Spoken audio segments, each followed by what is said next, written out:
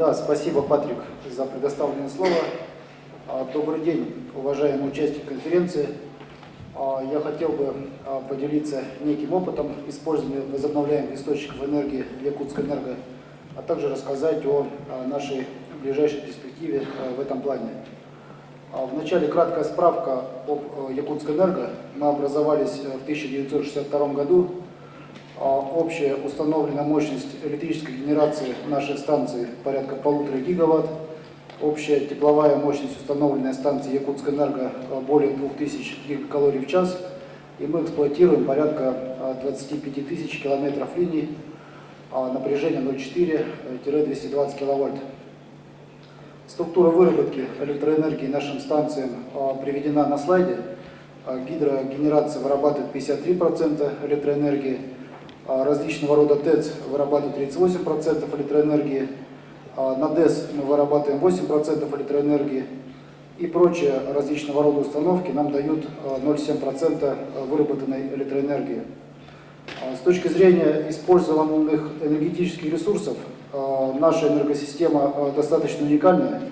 Мы используем практически все виды как органического топлива, так и возобновляемой энергии, за исключением разве что атома. Газ у нас в структуре занимает порядка 80%, дизельное топливо порядка 10%, уголь 9% и, соответственно, прочие виды топлива 0,9%. Схема размещения наших энергорайонов приведена также на слайде.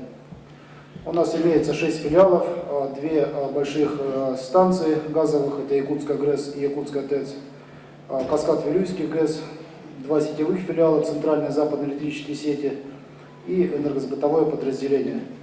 Локальная энергетика в зоне нашей ответственности объединена в общество Саха-Энерго. Коммунальная энергетика занимается энергосервис, но имеется еще ряд сервисных дочерних обществ. В компании разработана и успешно реализуется программа инновационного развития.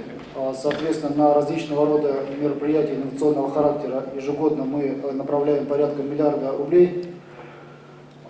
Понятно, что исходя из нашей структуры производства выработки, основная часть у нас уходит на большие сетевые проекты, на станционные проекты. Однако, тем не менее, по ряду причин мы занимаемся внутри себя и возобновляемой энергетикой. И вот как раз 4 практических примера вот этих проектов я приведу в своей презентации. В 2011 году мы закончили работу по теме газификации древесины. По нашему заказу разработали газификатор. Этот газификатор мы установили в селе Исид Хангаласского района. Соответственно, дизель-генераторы оснастили специальной топливной системой, которая позволяет использовать для выработки электроэнергии как дизель, так и газ. Соответственно, в настоящее время в результате вот этой неогровской работы такая станция у нас имеется и находится в эксплуатации. В 2012 году в интересах всей энергетики Дальнего Востока мы провели большую неогровскую работу под названием «Разработка комплекса предложений по тепловым решениям». Ну, если вкратце, мы установили 5 ветроизмерительных комплексов в арктической зоне Якутии. Соответственно, создали стенд, имитационный макет автоматизированной системы управления ветродизельными комплексами. И в итоге получили рекомендации по выбору основного оборудования и, соответственно, обосновали перспективные места для внедрения ветродизельных комплексов в границах ДФО. Эта работа сейчас является основой для различного рода решений по внедрению ветростанций в округе. В 2013 году с помощью возобновляемых источников энергии мы решили достаточно серьезную инженерную проблему, которая имелась у нас в компании. На переходе через Лену смонтированы опоры специального перехода. Соответственно, светоограждение этих опор до 2013 года было затруднено по причине того, что опоры находились в сложном гидроусловиях, соответственно, паводок, небольшие острова. От существующих сетей светоограждения серьезные затруднения имелись, соответственно, отбор мощности также по ряду причин не был приемлем. По нашему заказу в 2013 году провели мы работу и оснастили опоры комплексом, который состоит из ветроустановки, из фотоэлектрических панелей, из накопителей энергии и, соответственно, из блока автоматического управления, которое производит автоматическое распределение нагрузок от солнца, от ветра и, соответственно, накопителей. Все это работает на светодиодной светильнике. Температура, при которой работает комплекс, минус 60 градусов. Одним из серьезных факторов явилось то, что место установки находится на высоте 90 метров от уровня реки. Соответственно, помимо различного рода электротехнических расчетов, была проведены серьезные расчеты, связанные с ветровыми нагрузками, с гололедными нагрузками и, соответственно, со снеговыми нагрузками. Параметры комплекса приведены на слайде. Этот комплекс у нас отработал первую зиму и сейчас находится в опытной эксплуатации. Вот такие фотографии, внешний вид, соответственно, опор. Видите, что светильники светятся, несмотря на то, что опоры расположены на островах. И, соответственно, вид оборудования, который вот стоит на высоте 90 метров на опорах номер 4-5 перехода через реку Лена. В 2014 году, вот буквально недавно, мы также в рамках своих работ по программе инновационного развития запустили автоматизированный комплекс электроснабжения села Тайо-Нары. Ну, соответственно, если при освещении опор целью было решение инженерной задачи, то здесь основной целью было снижение потребления дизельного топлива на удаленном острове Тайо-Нары. Соответственно, сетевое строительство тоже затруднено.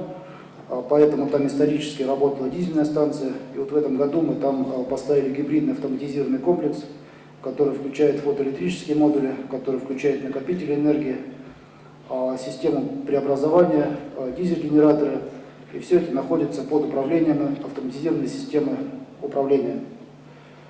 Внешний вид комплекса на слайде, соответственно, блок-схема комплекса также на слайде.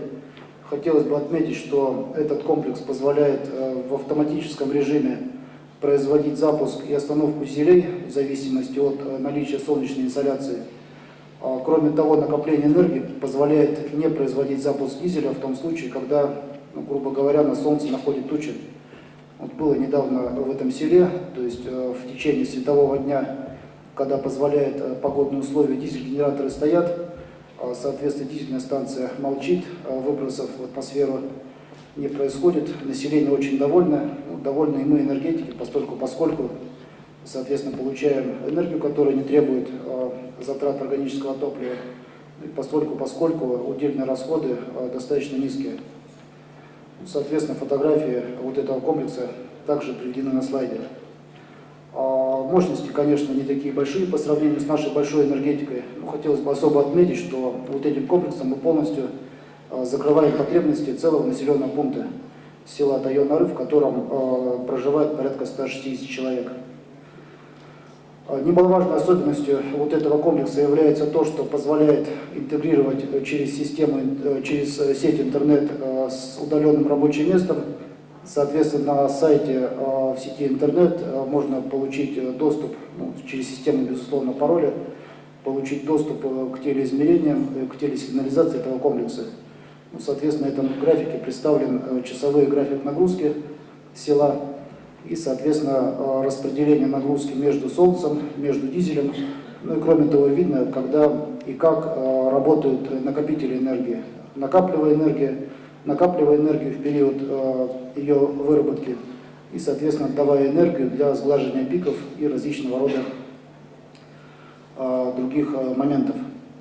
Что касается наших ближайшей перспективы, то в принципе в Западной Якутии мы планируем работу продолжить по установке вот такого рода гибридных комплексов.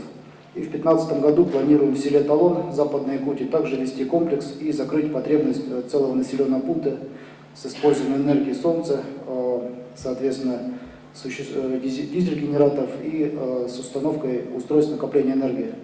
Спасибо за внимание. Если имеются вопросы, готов ответить либо сейчас, либо в кулуарах.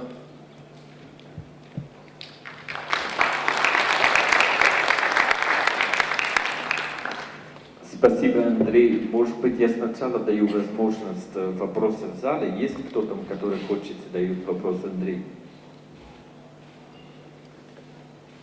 Хорошо. Если так, Андрей, позволите мне дать вопрос, я хочу чуть-чуть повторить вопрос, который дал Владимир Геннадьевич Николаев.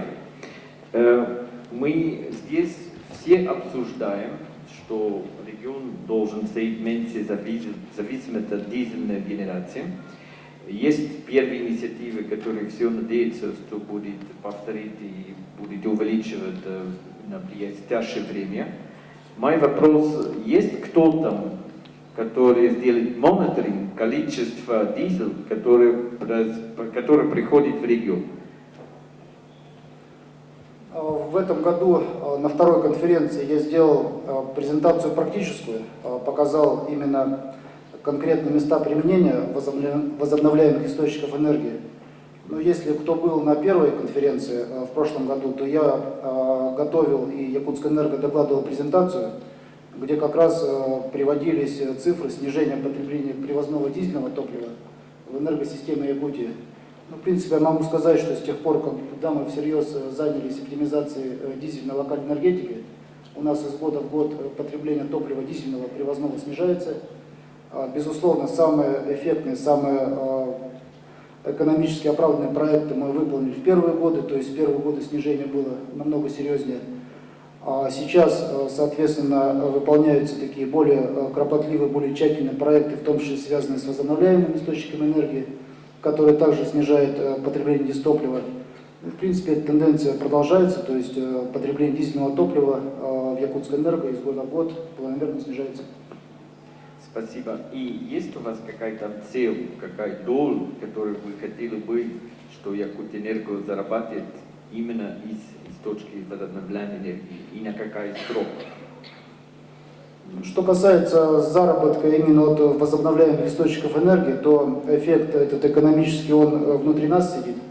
То есть мы снижаем потребление дистоплива, соответственно, снижаем свои условные переменные затраты, неся вначале условно постоянные. Вот как раз в своей презентации вы хорошо показали, когда пересекаются кривые между дизельной энергетикой и возобновляемой энергетикой. Но я могу сказать, что по нашим оценкам внутренний срок окупаемости проекта села Тайона-Ры составляет порядка 5 лет. То есть как раз после достижения этого эффекта уже пойдет чисто экономические, скажем так, поступление в наш адрес за счет того, что резко снижается потребление дизельного топлива. Извиняюсь, наверное, неправильно дал вопрос. Я хочу знать, сегодняшний день, есть примерно малые станции, которые работают на гибридные. Насколько у вас есть цель увеличивать эти станции, которые на будущее будут работать гибридные? Есть у вас какая-то процент станций, которые вы хотите изменить из только эксклюзивной дизельной станции на гибридные станции? Есть у вас какой-то цель и есть у вас какой-то срок? Безусловно, у нас есть программа «Максимум». Эта программа «Максимум» называется программа оптимизации локальной энергетики, которая разработана нами совместно с правительством. Соответственно, имеется потребность общая в инвестициях в эту программу. Кстати, вчера, насколько я помню, про нее рассказывали. И, соответственно, этой программой определено как конечные сроки ее действия, так и конечный экономический эффект. Повторяю, это программа «Максимум», которая рассчитана и просчитана. Извините, а что там написано, эта программа? Какой год, какой долг? До 2019 года. Извините? До 2019 года. 2019 года. А какой процент? В настоящее время потребляем порядка 70 тысяч тонн, именно энергетика Якутскэнерго. Соответственно, при полной реализации мероприятий программы оптимизации локальной энергетики планируем выйти порядка на 30 тысяч тонн. Окей, значит, цель именно количество дизель, который будет уменьшать. Да, безусловно. Спасибо, Андрей.